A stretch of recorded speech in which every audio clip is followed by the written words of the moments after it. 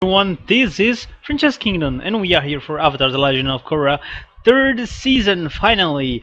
After the weird finale with a lot of plot holes of the last season, we, or at least I hope, for a way better season, and I think I'm gonna have because we have a lot of good plot points that can be explored. We have now this new age with spirits living together with humans, and I really don't know what to expect.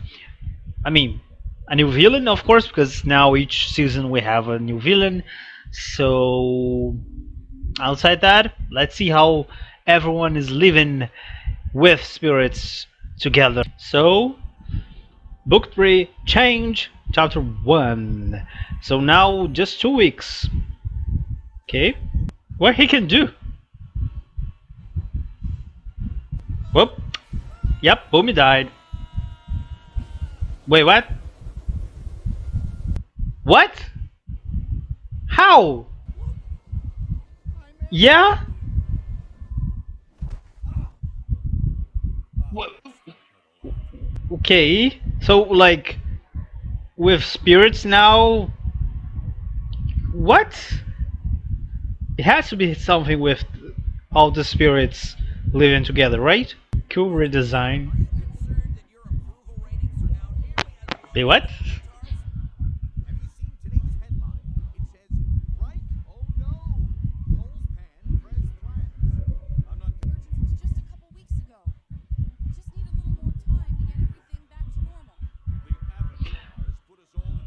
What a jerk!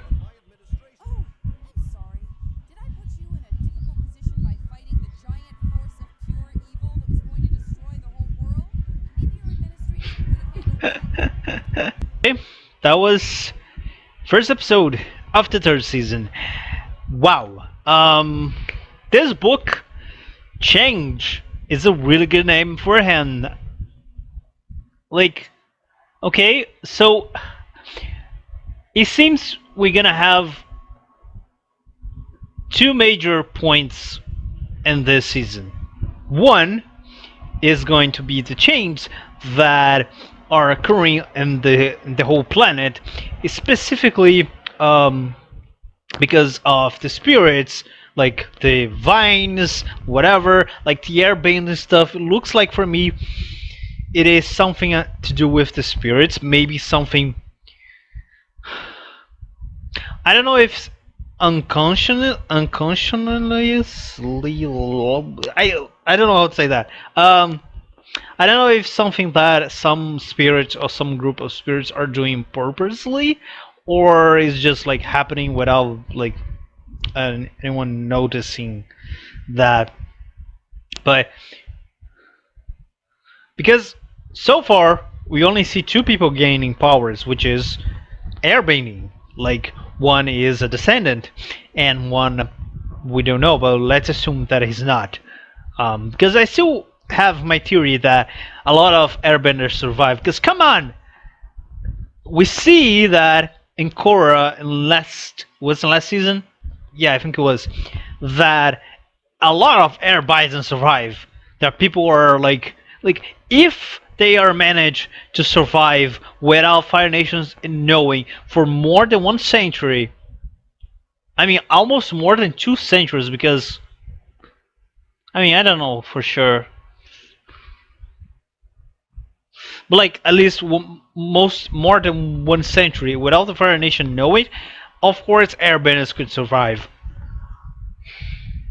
So even if they had to like completely destroy, how can I say that? Not telling anyone, even their kids, not knowing. That guy could be a descendant of Airbender, not knowing. Um, but even with it's supposed that it is not, don't make much of a difference because we know that spirits can give power, elemental power. So like, it's not much of a thing. But I wonder, because we only see airbenders, I wonder if it's a way of the spirits like giving balance, You know, because only airbenders like they are all mother besides Aang, and now we have more because Aang have kids. But like it's not that much. That's my idea of Aang should have more. You know, I'm joking. Of course, he's never gonna do that. But like, I'm really wonder about that. Unless we see that more people are also receiving powers, like firebenders appearing, new firebenders appearing, earthbenders, waterbenders. Uh, I don't know if it's gonna be that or it's just gonna be airbenders. And the second part is for sure this new villain, which apparently he was so badass, so freaking good, or in this case, so freaking evil, that he was put into a place completely alone of anything, behind metal doors, behind a metal bridge, in the top of like in the most absurd prison ever. Like all the prisons that we saw in both Lesser Bender and Legend of Korra, nothing compared with that we see there. So like he has to be the bad guy of the bad guys, and he was not a bender according with the guards. Um, what he did, like this is crazy because I mean, it has to do also with the fact that at that time nobody have really metal band skills besides stuff. But it is crazy to think that someone like Ozai was put in a normal cell, and that guy that is not even a bender never was in that place. Like I know, again, I know there are other times people have metal band skills to do that. Um, but it is crazy.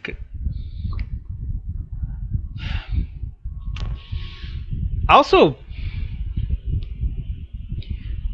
we have a time, like two time, like first of all the time skip between the last episode of the last season and now 2 weeks. So in 2 weeks, that much happened. The spirits grow and vines and whatever in Republic City. People getting powers, and also right in the end they say he say that um I'm not gonna remember. I think it was 2 weeks as well.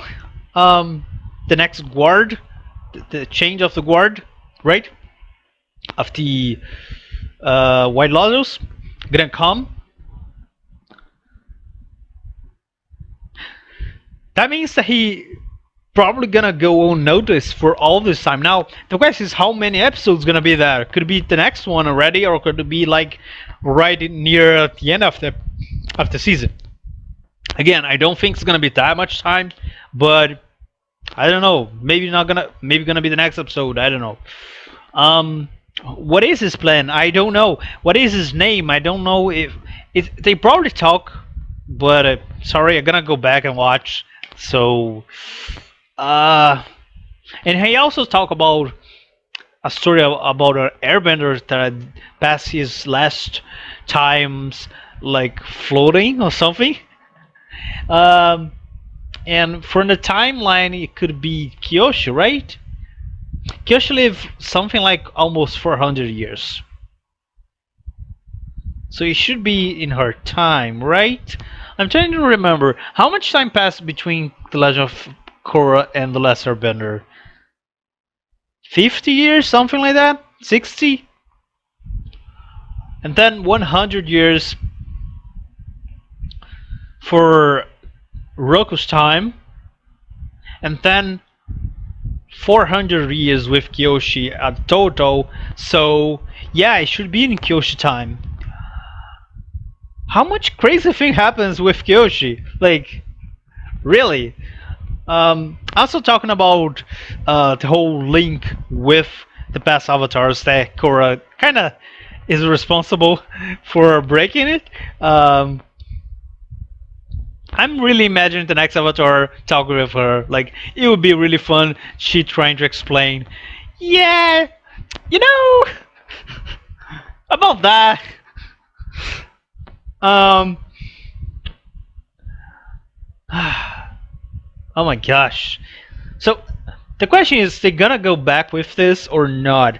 I really don't know because in the past seasons, especially in the last season, I say multiple times that the Avatar state itself, in terms of knowledge, in terms of talking with the past avatars, really did not help much Korra. Most of the times, besides Aang, because there are not so much things that the past avatars can really teach her that persons alive could, or Aang could specifically. So like, it's not much of a lose. Of course it is, but not much.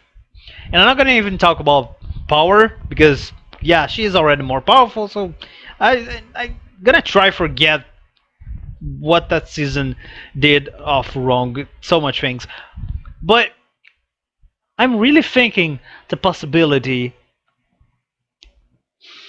Hmm. Also, it's kind of crazy that that guy knew to fight so much. How can I say so well with airbending? Again, it could be the case that I was talking about in the very beginning of the Last Airbender. Um, how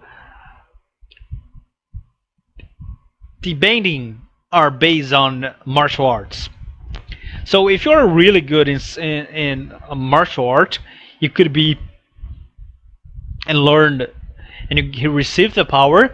This could mean a lot, right? That would make sense, right? But the problem is where he will learn the specific martial art that is airbending. Again, could not be that the case, right? The only people that could teach him would be Tenzin or maybe Aang. I don't know how old he is. I mean, no, no, forget it. The martial arts itself are really close to each other. Like we see Iroh, kind of creating lighting bending with not lighting bending, like redirect because he observed the waterbenders. So maybe he could just teach some kind of martial arts that other benders, tribes, nations, whatever, knew. And when he received the airbending power, he kinda was a really good because like they are next to each other. Um, could be that, but otherwise doesn't matter. Like because even before he was not a bender, he was such a fucking badass evil that he was put in that place. So now my expectation for the next episode is we're gonna see finally the Fire Nation, maybe, or the Earth Kingdom also because we do not see both places. The Water Tribe we already see both. I mean, no, we see the South. We do not see much of the North, unless in flashbacks, very fast. So maybe we could also go to the North, like go back and see Bowling ex-girlfriend, right? That's gonna be a great trip with Korra. Take Bowling there. I think I talked too much. I still have to record another episode, so I see you guys in the next episode.